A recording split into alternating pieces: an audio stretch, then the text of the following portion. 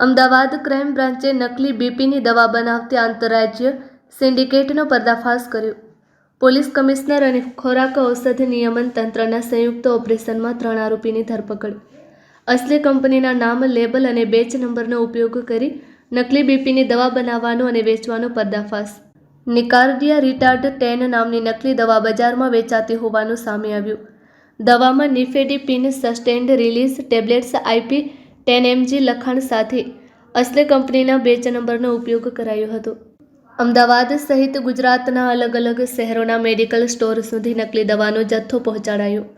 તપાસમાં અમદાવાદના પાલડીની પાસો મેડિકલ એજન્સી મારફતે દવાનો સ્ટોક આવ્યો હોવાનું સામે આવ્યું. આ સ્ટોક ઉત્તર પ્રદેશના લખનૌની સેના મેડિકલમાંથી સપ્લાય થયો હોવાનું તપાસમાં સામે આવ્યું. નડિયાદના મેડિકલ સ્ટોરમાંથી નકલી દવાની 30 સ્ટ્રીપ કબજે. નવકાર મેડિકલ એજન્સી અને ભુજની મહાદેવ મેડિકલ એજન્સીમાંથી પણ નકલી દવાનો સ્ટોક મળી આવ્યો. કચ્છમાં મળેલો સ્ટોક જયપુરની AVR મેડિકોઝમાંથી સપ્લાય થયો હોવાનું સામે આવ્યું. નકલી દવાથી માનવ શરીરને ગંભીર નુકસાન કે મૃત્યુ થઈ શકે તે જાણવા હોવા છતાં આર્થિક લાભ માટે રેકેટ ચલાવતા હતા. અમદાવાદના હોલસેલ દવા વેપારી દર્શીલ સંઘવીની ધરપકડ. દેવેન્દ્ર યાદવ નકલી દવા ખરીદી ગુજરાતમાં સપ્લાય કરતો હોવાનું સામે આવ્યું. ઉમંગ રસ્તોગી દવા ખરીદી ગુજરાતમાં સપ્લાય કરાવી કમિશન મેળવતો હોવાનું તપાસમાં સામે આવ્યું. દેવેન્દ્ર અને ઉમંગ અગાઉ જૂન 2026માં પુણેના ડુપ્લિકેટ દવાના કેસમાં પકડાઈ ચૂક્યા.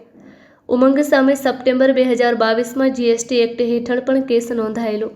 અમદાવાદ ક્રાઇમ બ્રાન્ચે ગઈકાલ રાત્રે ત્રણેયની ધરપકડ કરી. જયપુર, લખનૌ, અમદાવાદ અને અન્ય જિલ્લાઓમાં નકલી દવાના નેટવર્કને લઈને તપાસ તેજ. નકલી દવાનું ઉત્પાદન કરનારા અન્ય આરોપીઓની શોધખોળ શરૂ. Report by Ashwin Limbachiya, Ahmedabad. Bite Bharat Patel, SCP Ahmedabad crime branch, તેમજ Rupam Patel, liaisoning controlling officer, food and drugs department. માનનીય આરોગ્ય મંત્રી શ્રી પ્રફુલભાઈ પાનસુરિયા સાહેબની સ્પષ્ટ અને કડક સૂચના હતી કે ડુપ્લિકેટ અને બનાવટી દવાઓના મામલે ઝીરો ટોલરન્સની નીતિ અપનાવી અને કડક હાથે કામ લેવાનું છે અને કોઈપણ ચમરબંધીને છોડવાના નથી. માનનીય મંત્રી સાહેબની સૂચના અને અમારા કમિશનર મેડમની માર્ગદર્શન હેઠળ અમે આ સમગ્ર કામગીરી કરી છે. અમને શરૂઆતમાં JB chemicals and pharmaceutical private limited તરફથી ફરિયાદ મળેલી હતી કે તેઓની નિકાડિયા રિટાર્ડ નામની દવા Lilavati pharmacy and wellness private લિમિટેડમાંથી ડુપ્લિકેટ વેચાય છે. આથી અમે તરત જ ત્વરિત એક્શન શરૂ કરીને ત્યાંથી બોગસ ગ્રાહક મેળવીને એ દવા અમે પરચેસ કરવા માટે મોકલ્યા. સેમ બેચની બેચ ના મળતા અમે અલગ અલગ જગ્યાએ જ્યાં એને પરચેસ કરી હતી અને જ્યાંથી સપ્લાય થઈ હતી તમામ જગ્યાએ તપાસ શરૂ કરી અને અમે 2 જગ્યાએથી એનો સેમ બેચનો મુદ્દામાલ અમે ઝડપી પાડી અને જપ્ત કરેલો હતો. અને પછી ફર્ધર આખી તમામ તપાસ કરી અને અમે સિટી ક્રાઇમ બ્રાન્ચમાં અમે FIR આપી હતી અને પછી અમે આગળ સંયુક્ત રીતે તપાસ ચાલુ કરી હતી અને છેક સુધી અમે ઇવન એના છેડા અધર સ્ટેટમાં પણ ગયા હતા. એટલે તમામ જગ્યાએ અમે સંયુક્ત તપાસ કરી અને જે આરોપીઓ જે ખોટું કરતા હતા એમને ઝડપી પડાવવામાં. આ જે ફૂડ એન્ડ ડ્રગ્સ ડિપાર્ટમેન્ટ તરફથી જે કાર્યવાહી પ્રાથમિક ધોરણે કરવામાં આવેલી હતી અને ત્યારબાદ ક્રાઇમ બ્રાન્ચ ખાતે આ બનાવ બાબતે ડ્રગ ઇન્સ્પેક્ટર શ્રીની ફરિયાદના આધારે ગુનો નોંધવામાં આવેલો છે. આ ગુનાની તપાસ દરમિયાન શરૂઆતમાં જે અરિહંત મેડિકલ એજન્સી સેટેલાઇટ જે છે ત્યાંથી જે દવાઓ ખરીદવામાં આવેલી હતી, લીલાવતી ફાર્મસી એન્ડ વેલનેસ પાસેથી જે દવા કરવામાં આવેલી હતી, આ જે દવાઓ માટે બંને ટીમો સંયુક્ત રીતે કામ કરતી હતી. કારણ કે ડ્રગ્સ રિલેટેડ જે પણ જાણકારી અને નિયમોની જાણકારી જે છે એ ફૂડ એન્ડ ડ્રગ્સ ડિપાર્ટમેન્ટના અધિકારી સાથે રહેતા હતા, ક્રાઇમ બ્રાન્ચની ટીમ સાથે, અને એ રીતે અલગ અલગ એટલે કે આ જે દવાઓ જે છે કુલ એ ફેબ્રુઆરી 2026માં ઉત્તર પ્રદેશથી સપ્લાય હતો અને સપ્લાય ડિમાન્ડ આધારે હતો અને એ અનુસંધાને લગભગ અમદાવાદ અને દેશના અન્ય રાજ્યોમાં આ જે દવા ગઈ છે એ ટોટલ જે છે એ લગભગ 2700 સ્ટ્રીપ્સ વેચાણ થયેલી છે અલગ અલગ જગ્યાએ. એમાં અમદાવાદમાં લખનૌ ખાતેથી 27 સ્ટ્રીપ્સ જે ખરીદેલી હતી એમાં પારસ ઇકોમેડ અમદાવાદમાં 900 સ્ટ્રીપ, અશ્યોર હેલ્થ કેર અમદાવાદમાં 900 સ્ટ્રીપ, ગ્લોબલ ફાર્મામાં 200, પછી મૈસૂરની એક રક્ષા એસોસિએટ્સ છે ત્યાં 200 સ્ટ્રીપ ગઈ છે, અરિહંત મેડિકલ અમદાવાદમાં 60 અને ગિરિરાજ હેલ્થકેર અમદાવાદમાં 50, સુરત, ભાવનગર, એ રીતે ભુજ અને નડિયાદ એમ અલગ અલગ જગ્યાએ જે બી કેમિકલ નિકલતા રિટાર્ડ જે 10 mg જે મેડિસિન્સ છે એ જ ફોર્મમાં એ લોકો બનાવતા હતા અને એનું જે રેપર જે છે મેડિસિન 10ની ગોળીનું પેકેટ આવે છે એ પણ એના જેવું જ હતું. પણ અનુભવી અને જાણકાર માણસ હોય અને તરત જ આ વસ્તુનો ખ્યાલ આવી જાય કે આ એ જ રેપર નથી જે ઓરિજિનલ કંપની બનાવે છે. આ જે તપાસ દરમિયાન અત્યાર સુધીમાં કુલ 3 આરોપી અરેસ્ટ કરવામાં આવેલા છે. આ 3 આરોપી પૈકી પાર્શ્વ મેડિકલ જે પાર્શ્વ એજન્સી છે એના દર્શિલ ઉમંગભાઈ સંઘવી અને લખનૌથી 2 આરોપી પકડવામાં આવેલા છે. એ લોકો આજે એમાં દેવેન્દ્ર યાદવ જે છે એ લખનૌના છે અને બીજો એના સાથીદાર છે ઉમંગ રસ્તોગી, એ પણ લખનૌના છે અને આ બંને કમિશન લઈને એ દવાઓ બધી જ ગુજરાત ખાતે મોકલાવતા હતા. આ ઉપરાંત અત્યારે જે અલગ અલગ રાજ્યોમાં 3 ટીમો અમારી ત્યાં સ્થગિત કરેલી છે અને એ ટીમો દ્વારા મૂળ ફેક્ટરી જ્યાં આ દવાઓનું ઉત્પાદન થાય છે ત્યાં સુધી પહોંચવાની કાર્યવાહી હાલ ચાલી રહેલી છે. આ બનાવટી દવાઓનું જે મેન્યુફેક્ચરિંગ થાય છે એ પૈકીના કેટલાક નામો સામે આવેલા છે, પણ હાલ તપાસ જે પ્રકારે ચાલી રહેલી છે એની સંવેદનશીલતા અને આરોપીઓ પકડાય ઝડપથી એના માટે અત્યારે નામ નથી આપવામાં આવતા. જે આડઅસરની વાત કરી કે આ ગોળી ખાવાથી શું થાય છે, તો બીપીને એને કાબૂમાં રાખવા માટે એના પેરામીટર્સ મુજબ જે ગોળી ડૉક્ટરશ્રીએ પ્રિસ્ક્રાઇબ કરી હોય જે તે પેશન્ટને એ ગોળીના એ કન્ટેન્ટ ન મળે અને જે પરિસ્થિતિ પેશન્ટની થાય એ આ નકલી દવા ખાવાથી થઈ શકે. કારણ કે આમાં એ પ્રકારના કન્ટેન્ટનો સમાવેશ થયેલો નથી. પ્રાથમિક જે પણ ફૂડ એન્ડ ડ્રગ્સની આપણે જે ટીમ હતી અમારી સાથે અધિકારીઓની, એમણે જે પરીક્ષણ કર્યું અને આગળ FSLનો અભિપ્રાય પણ જે આ બાબતે આવશે, પ્રાથમિક દ્રષ્ટિએ તો આ બનાવટી નકલી દવાઓ છે એ સાબિત થયેલું છે.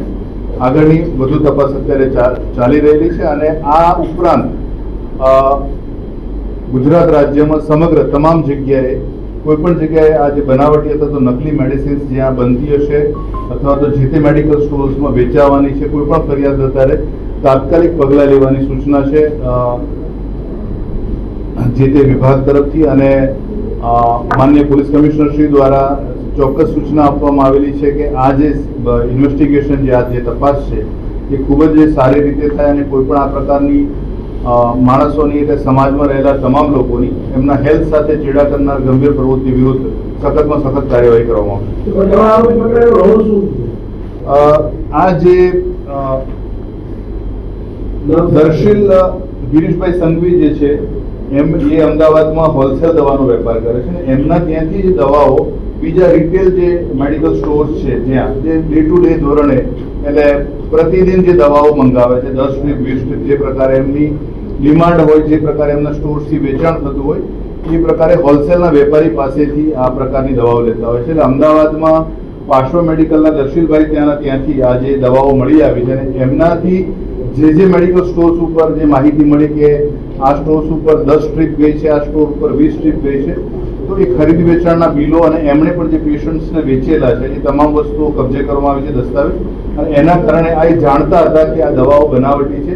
સામાન્ય રીતે જે પણ ભાવ હોય છે દવાઓનો, જે ઓરિજિનલ કંપની બનાવતી હોય સ્ટાન્ડર્ડ કે જે રજિસ્ટર્ડ છે, લાયસન્સ્ડ છે, એના કરતાં ઓછા ભાવે જ્યારે દવા વેચાતી હોય છે ત્યારે એમને ખબર હતી કે આટલા ઓછા ભાવમાં દવા વેચાઈ ન શકે અને એમને એ જાણ હોવા છતાં એમણે આ દવાઓ બજારમાં વેચાણ અર્થે મોકલેલી છે.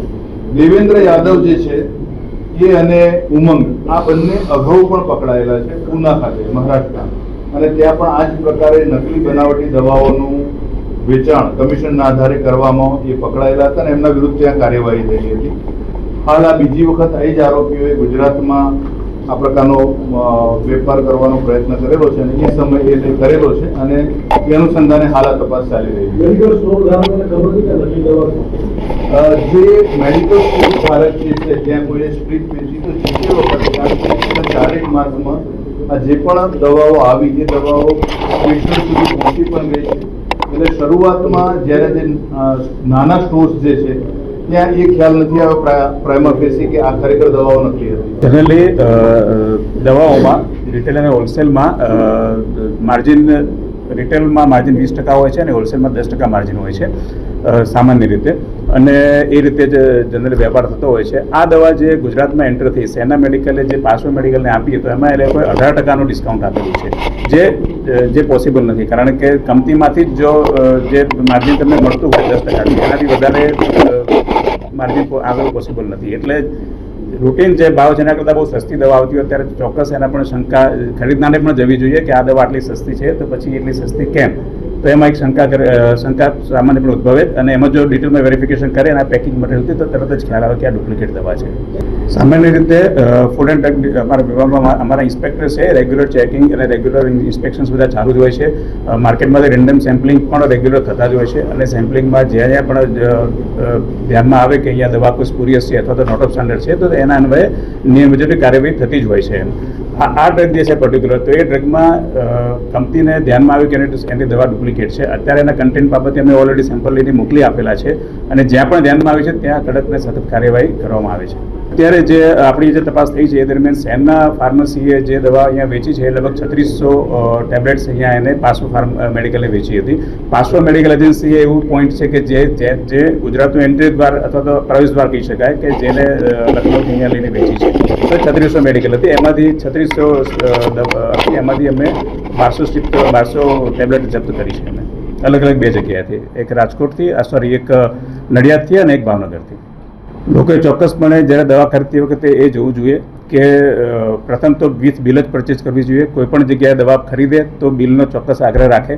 બીજું, જ્યારે તમે પરચેસ કરો છો ત્યારે એ દવાની સ્ટ્રીપ ઉપર કંઈ એનું જે પ્રિન્ટિંગ મટીરિયલ છે એમાં જે દવાના નામ લખ્યા છે, જે બીજી વિગતો લખી છે, એમાં એમને કંઈ પણ અજુગતું દેખાય, સ્પેલિંગ મિસ્ટેક દેખાય અથવા તો કંઈ સામાન્ય કરતાં અલગ દેખાય તો ચોક્કસ ફૂડ એન્ડ ડ્રગ ડિપાર્ટમેન્ટને જાણ કરવી જોઈએ. દવા લીધા પછી એની અસરમાં એમને લાગે કે અસરમાં કંઈ પ્રોબ્લેમ છે તો પણ જાણ કરવી જોઈએ. અને જ્યાં સસ્તી મળતી હોય, વધારે પડતી સસ્તી, જે રેગ્યુલર માર્જિન જે ગવર્મેન્ટે ફિક્સ કર્યા છે એના કરતાં વધારે સસ્તી દવા છે તો ચોક્કસ એમાં શંકા કરીને એમાં પણ ધ્યાન રાખવું જોઈએ, અને એમને થોડી બી શંકા લાગે તો ફૂડ એન્ડ ડ્રગ ડિપાર્ટમેન્ટમાં તાત્કાલિક જાણ કરે. આ દવાના પ્રિન્ટિંગમાં જે નીચે સ્ટીરિયો એટલે એવી વસ્તુ કે જ્યાં batch number, manufacturing date, expiry date લખેલી છે અને એની MRP લખેલી છે, એનું આખું લખાણ અલગ હતું. પહેલાં જે ડુપ્લિકેટ હતી એમાં બે લાઇનમાં લખાણ હતું, જે ઓરિજિનલ હતી એમાં 3 લાઇનમાં લખાણ હતું, પ્લસ આખાનું જે આર્ટવર્ક છે એનું જે લખાણ છે એમાં